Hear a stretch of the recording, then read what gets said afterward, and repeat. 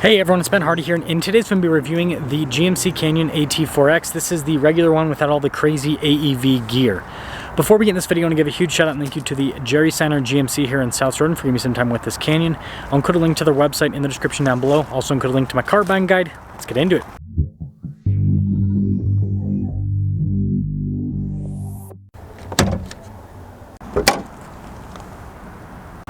Under the hood, we have a turbo 2.7 liter 4-cylinder that goes through an 8-speed automatic transmission.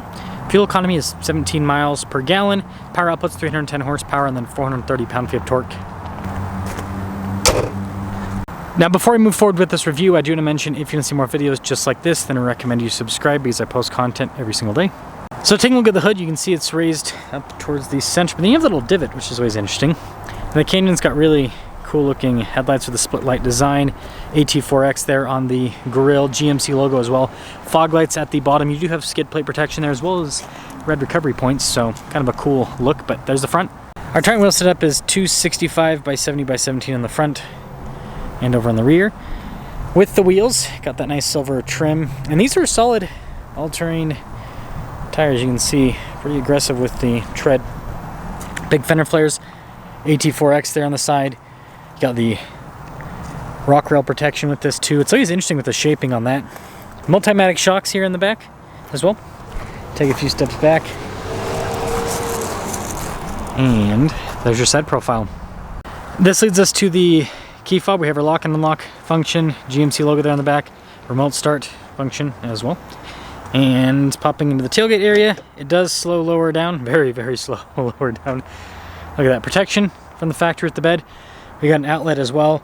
You got the drainable storage here on the tailgate as well as a ruler, and I just did that whole segment and the tailgate still didn't fall all the way down. C-shaped taillights. You've got the parking sensors there on the rear, and there's the rest of the outside. Popping inside, you've got this interesting two-tone interior. Some people like it, some people don't because of the white. I can understand that being a little bit more difficult to clean off, but nice material use throughout. Legroom's not massive. Again, mid-size pickup truck. The rear glass, even on this, is just manual, the opening operation. Good headroom though, overall in the back, and see ya. Now this leads us up front, where, again, we've got all the nice soft touch trim. Notice the driver window is automatic. The mirrors do power fold in, or sorry, the mirrors, you can adjust them right there. They do not power fold in is what I meant. We've got our memory seats, blind spot warning with the mirrors. 1,112 pounds of payload capacity.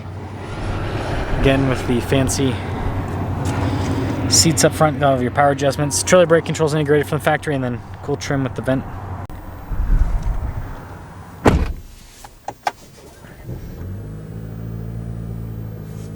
Now take a look at the steering wheel, soft touch all around. Radio controls on the back of the steering wheel.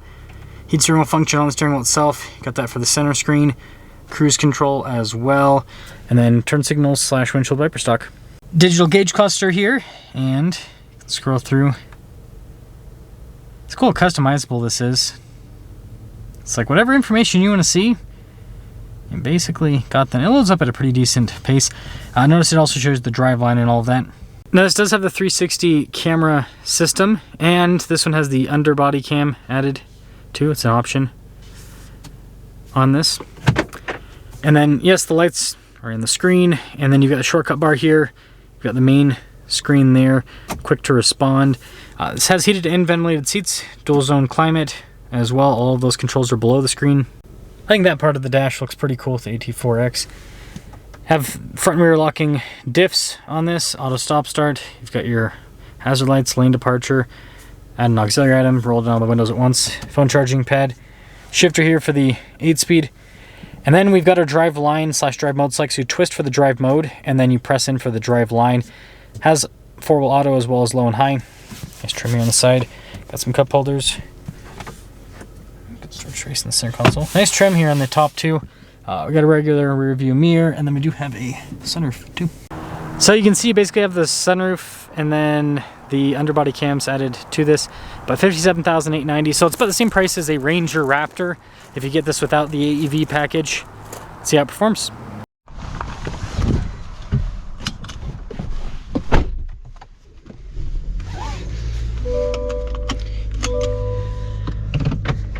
Well, let us set off. Visibility, by the way, pretty good for a midsize.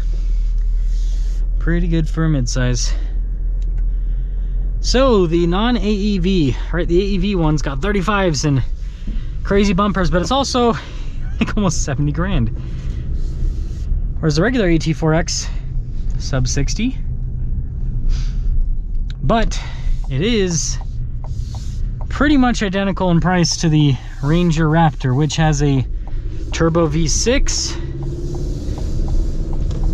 versus this having a turbo 4-cylinder. Now the torque is the same with the trucks actually.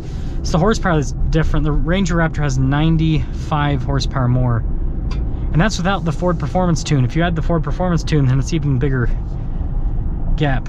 Well, let's see the little acceleration here. And yes, my GoPro decided to poop out. Don't know why, but it happens. As I was saying, the Ford Performance Tune, I don't know, maybe I shouldn't have this on my face. It's probably horrible with the lighting. It's covered under manufacturer warranty, so that's why I bring that up. But I will say this Canyon AT4X does perform nice. And I do like the interior in here. I know I mentioned this in the walk around, but it's pretty cool. I'm not sold on the white either, especially like right here. This is actually the area, this and this. I understand the contrast, but like, I just imagine if you wear the wrong pair of pants and you bump your knee up against either one of these, then it might stain it. So that is one little downside with the interior. But despite this lacking the power that the Ranger Raptor has, sorry, we've got a red light that, wait for it. It still